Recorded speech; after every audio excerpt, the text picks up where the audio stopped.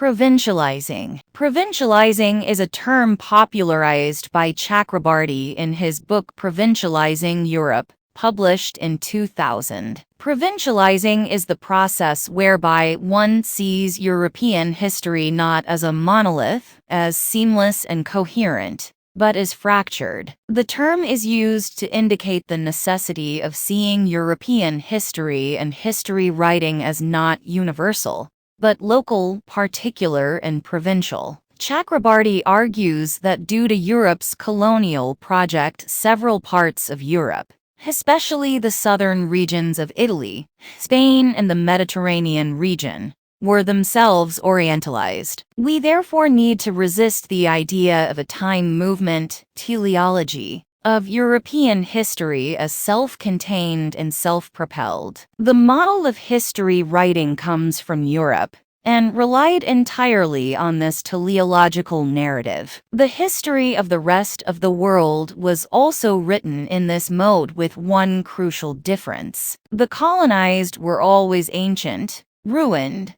said in the past and primitive, whereas Europe was modern and contemporary. Historical time itself was marked by the absolute difference between West and East, where the West came first and the world later. The move from cave life to settled agrarian society to feudalism to modern industrialized capitalism was seen as the natural model for human progress and history. Countries such as the colonies of Africa or Asia that did not approximate to this teleology were therefore non-modern. Chakrabarty attempts to show how this model of history writing and progress, was by the mid-19th century deemed to be a universal standard, even though in reality it was very provincial, being restricted to Europe alone. While Europe's idea of modernization hinged on capital accumulation,